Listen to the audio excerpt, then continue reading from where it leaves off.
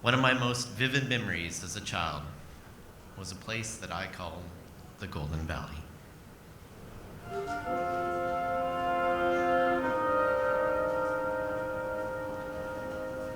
Cradled in the Rocky Mountains, it was a serene place with a massive field, a lake, and the skeleton of a barn that looked like it was straight out of the Old West, and a corral for 4 horses. Around the outer perimeter of this field was a dense forest of aspen trees.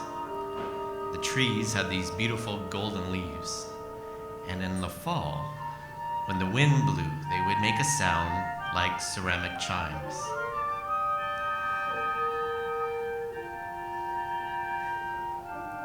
I was about 6 years old, but I felt about 8 feet tall because I was sitting on top of my mother's horse, Gypsy. There was a long rope that went from my saddle to the saddle my mother was on the horse she was riding in front of me.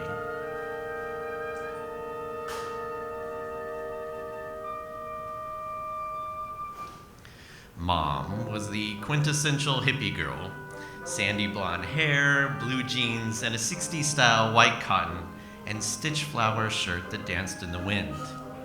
She trained and cared for horses in the Golden Valley. It was her happy place. And to be honest, it was my happy place too.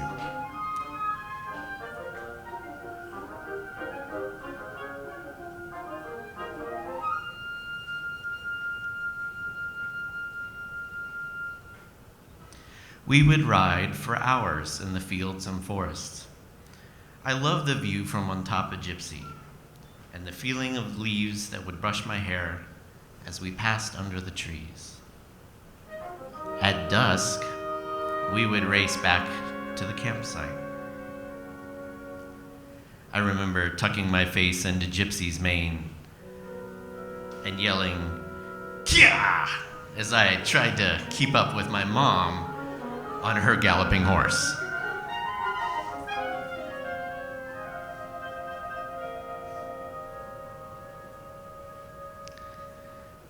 We would camp in a small tent under the stars to be near the horses. At night, the only sounds that I would hear would be the wind blowing in the trees and the horses in the nearby corral as I drifted off to sleep.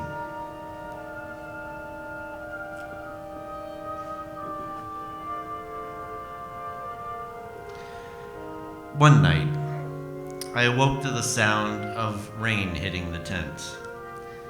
The hard patter of rain, along with the distant sound of thunder, became ominous. The wind started to howl, and the horses became unsettled. I woke up my mother. She sat up for a moment, and I could tell from her expression that something was very wrong. "Get dressed quickly," she said. "I'm gonna fetch Gypsy. Stay here." From the time that she left that tent to the time that she returned felt like an eternity. I was afraid that something bad was gonna happen.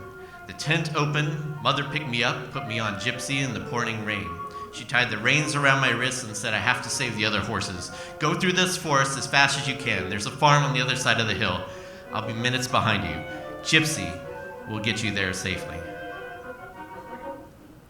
Before I could even question this, Mom slapped Gypsy on the side and she yelled, "Kia!" and we took off across that field. I was screaming, but the sound of those galloping hooves and the wind and the thunder prevailed. I could see the aspen trees ahead. As lightning reflected off their white trunks, I looked back across that field and saw my mother running the other way, into the darkness. The rain stung my face as we raced into the forest. I remember hearing the whoosh as we crossed through that first row of trees and the chiming of the leaves.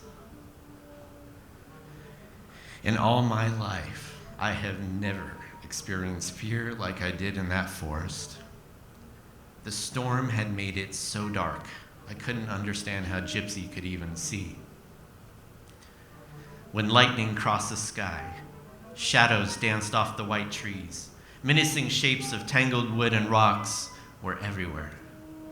I held on to Gypsy as tight as I could, with my face pressed against her neck, her mane blowing in my face as we ran for our lives. I felt lost, alone, and terrified, and I kept looking back for any sign of my mom, but there was nothing. After a while, all I heard was the sound of Gypsy galloping and that haunting wind moving the aspen leaves. Gypsy raced through the night.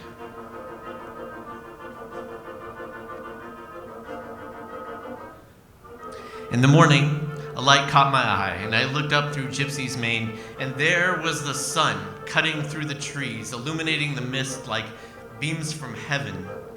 I could see an opening ahead. I felt like my mom was near, but I couldn't see her. As we broke out into the prairie, Gypsy slowed down to a trot, breathing heavily. She was exhausted, and I was in tears. But I knew I was safe for a little while.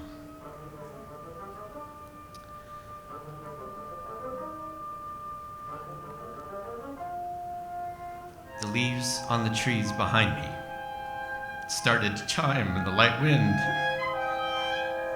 Just as my mother said, there was a small farm where my family came running to get me. But I would never see my mother again.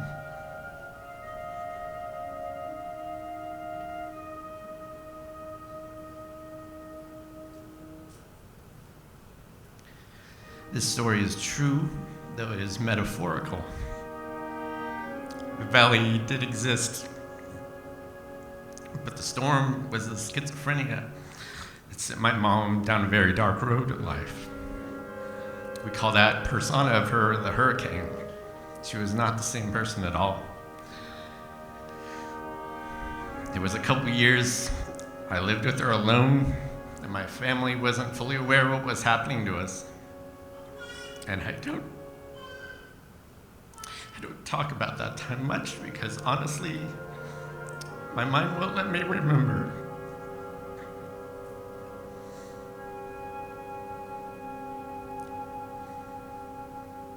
The last time I told this story was at her wake. My family did get me back when I was 7 and helped me recover from all that was lost in the storm. And Gypsy, yeah, she was real. Later in life, I realized that Gypsy had become the embodiment of my mother's soul. And I don't completely understand how that happened. But I think of it as a miracle.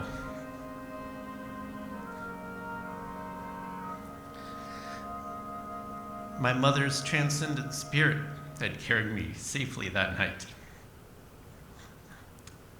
and proudly to all that I would become.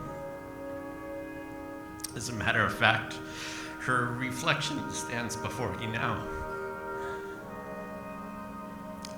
And I still feel 8 feet tall because of her. And I'll never forget riding together in the Golden Valley.